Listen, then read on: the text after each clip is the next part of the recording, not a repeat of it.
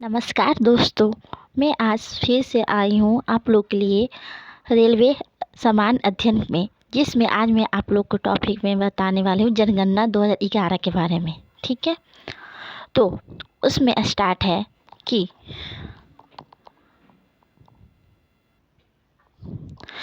भारत में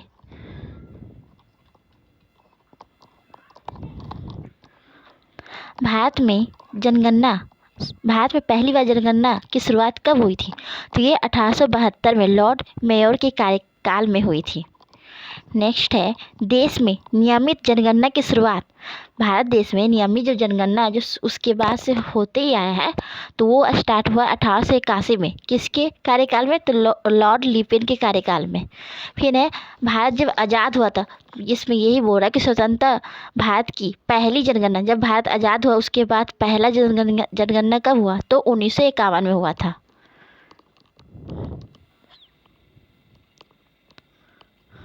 उसके बाद है,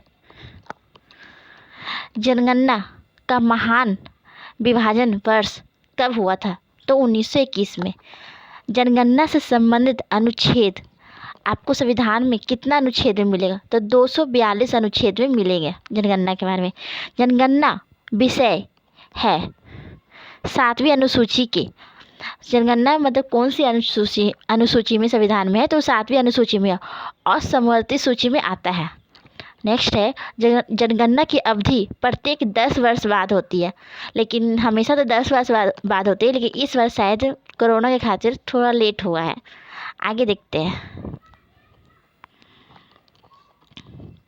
जनसंख्या का अध्ययन को हम लोग क्या करते हैं? हर एक चीज़ का अध्ययन होता है, जैसे कि होता है जिसमें हम बताते हैं कि जनसंख्या के अध्ययन को हम लोग कहते हैं डेमोग्राफी या जनांकिकी। ठीक है, और ऐसे इसको हम लोग यही कहते हैं। ठीक है, आगे देखते हैं। 2011 की जनगणना का क्रम देश की 15वीं तथा स्वतंत्र भारत की 7वीं थी। आज़ाद होने से पहले अगर शुरुआत से गिना जाए तो 15वीं होती है, लेकिन देश आज़ाद होता उसके बाद से अगर जोड़ा तो 2011 में 7वीं होती है। उसके आगे देखते हैं, और इसके बाद जब होगा, जो अभी तक आया नहीं जनगणना, उसका लिस्ट होगा जो होगा 8वीं, लेकिन अभी तक उसका पता नहीं है। ठीक है, आगे देखते हैं कि 2011 की जनगणना का आदर्श वाक्य क्या है? मतलब हर एक चीज़ का एक डाटा होता है, एक टॉपिक होता है, तो उसमें ये है कि 2011 की जनगणना का आदर्श वाक्य क्या है? तो इसमें है, हमारी जनगणना हमारा भविष्य।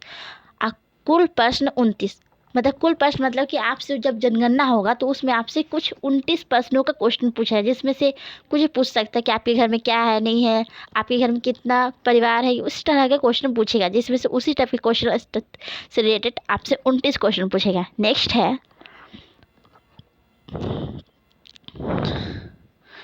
जनगणना, एक सेकेंड,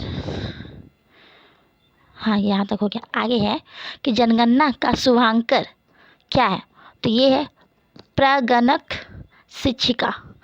इनका वैसे भी टीचर लोग ही करता है, मतलब जनगणना सरकारी टीचर ही करते हैं, ज़्यादा करके हमेशा वही करते हैं। आगे देखते हैं, प्रथम जनगणना कमीशन कब हुआ था? तो इसको है एक सेकेंड यहाँ पे दिख नहीं रहा, डब्ल्यू पोलैंडन।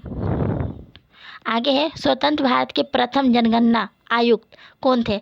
स्वतंत्र भारत मतलब देश जब आज़ाद था उसके बाद का प्रथम जनगणना का आयुक्त कौन था उस वक्त? तो उस वक्त R.A. गोपाल स्वामी थे उस वक्त के टाइम में। और कब थे और कितना से कितना दिन तक उसका था? तो 1949 से लेकर 1953 तक था उनका कार्यकाल। किसका कार्यकाल? R.A. गोपाल स्वामी का। आगे देखते हैं, 2011 के जनगणना आयुक्त कौन थे? जब 2011 में लास्ट जनगणना होता तो उस वक्त आयुक्त उस वक्त आयुक्त कौन था जनगणना का? तो उस वक्त था C. चंद्रमौली, उस वक्त के थे। अभी का तो चेंज हो गया होगा। आगे देखते हैं, फिर है आता है क्वेश्चन, पहली बार जाति आधारित जनगणना कब हुआ था?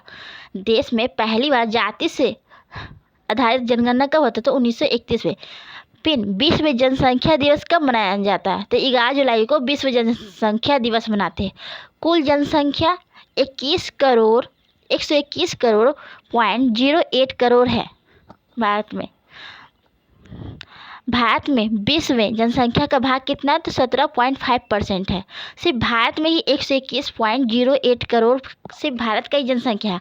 अगर वर्ल्ड भर में पूछा गया तो विश्व भर में तो 17.5% भारत से होता है। अब आगे है पुरुष की जनसंख्या कितना है? करोड़ है, तो करोड़ में है 62.32 और परसेंट में है 51.47। महिला की जनसंख्या भारत में कितना? तो 58.75 करोड़ से, और इसके आगे परसेंट में अगर पूछा जाए तो होगा आपका 48 से 0.53%। फिर है देशांकीय वृद्धि दर, तो इसका होता है 17.7%। और फिर भारत में कुल साक्षरता दर, मतलब साक्षरता दर में कितना परसेंट है भारत? तो 73% है। अब पुरुष का, अगर सिर्फ पुरुष का पूछा जाए तो 80.9% है साक्षरता दर भारत का, सिर्फ पुरुष के लिए। अब महिलाओं का साक्षरता दर है 64.6%। अभी भी महिला का थोड़ा कम है भारत में सिर्फ, लेकिन अगर भारत में सबसे ज़्यादा पूछे कहाँ है तो वो केरल में है, सिर्फ महिला का वहाँ। आगे है लिंगानुपात है भारत में 943 महिलाएं पर 1000 पुरुष। फिर है भारत का जनसंख्या घनत्व 382 व्यक्ति पर वर्ग किलोमीटर है। सार्वत्रिक लिंगानुपात कौन सा राज्य में है? तो हमने तो पहले बोला था केरल में, और देखिए यहाँ पे भी है केरल में, तो 1084 है केरल में। और सबसे न्यूनतम है लिंगानुपात है आप लोग का, लिंगानुपात है सबसे कम लिंगानुपात होता है यहाँ पे, तो क्या दिख रहा नहीं, हाँ, न्यूनतम लिंगानुपात होता है हरियाणा में 879 है। अब देखते हैं भारत में सर्वाधिक केंद्र शासित लिंगानुपात, जो केंद्र शासित प्रदेश है जो हम लोग का 8 होता है अभी है, उसमें से पांडुचेरी जो है केंद्र शासित प्रदेश, वहाँ सबसे सर्वाधिक लिंगानुपात है। और सबसे कम लिंगानुपात है केंद्र शासित प्रदेश दमन व दीप। फिर उसके बाद सर्वाधिक जनसंख्या वाला घनत्व भारत में कौन सा राज्य है? तो ये है बिहार, 1106 है। और न्यूनतम जनसंख्या घनत्व वाला राज्य है अरुणाचल प्रदेश, सिर्फ 17 है। आगे है सर्वाधिक केंद्र शासित प्रदेश, केंद्र शासित घनत्व, तो ये आता है आपका दिल्ली।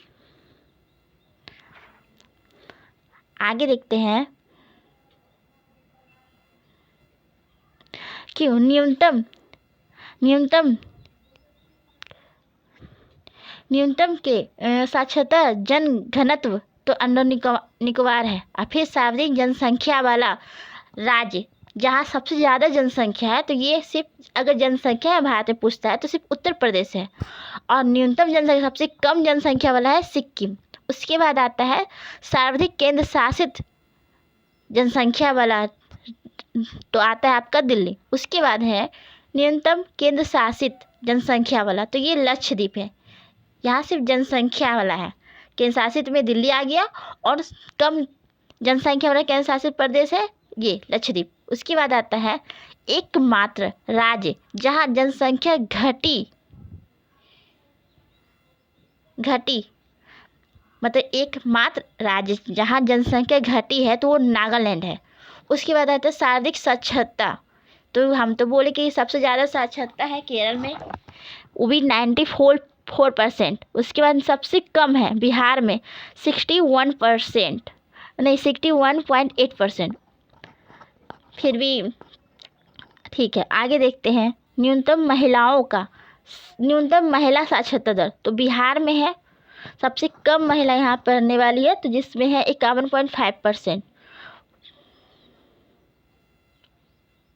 फिर आता है सर्वाधिक केंद्र शासित प्रदेश, केंद्र शासित साक्षरता, मतलब सर्वाधिक मतलब सबसे ज़्यादा कौन सा ऐसा केंद्र शासित मतलब केंद्र शासित प्रदेश है जहाँ साक्षरता दर ज़्यादा है, तो ये आपका होता है लक्षद्वीप। फिर उसके बाद है न्यूनतम सबसे ज़्यादा कम साक्षरता कौन सा केंद्र शासित प्रदेश में है, तो दादर व नागर हवेली। फिर उसके बाद आता है सबसे बड़ा जिला, भारत में सबसे बड़ा जिला कौन सा है, तो महाराष्ट्र के थाने हैं। और सबसे छोटा जिला है अरुणाचल प्रदेश के दिबांगर घाटी में। फिर उसके बाद है अधिक जिलों वाला राज्य, भारत में ऐसा कौन सा राज्य है जहाँ सबसे अधिक जिला है? तो ये आता है आपका उत्तर प्रदेश। तो आज गाइस मैं आप लोग के लिए ये छोटा सा लेके आई हूँ वीडियो। धीरे धीरे मैं आपके लिए छोटा लॉन्ग भी वीडियो लेके आऊँगी। और अगर कोई मतलब कि आपको किसी और तरह का भी सेट चाहिए या किसी तरह का भी और स्पीडी या किसी तरह का बुक है तो आप हमें कमेंट करें। और आपको अगर वीडियो मेरा अच्छा लगा तो आप हमें लाइक करें और चैनल को सब्सक्राइब कर सकते हैं। तो मैं आप लोग के लिए कल लेके आऊँगी आप लोग के लिए नया वीडियो। तो तब तक के लिए take care, bye, see you.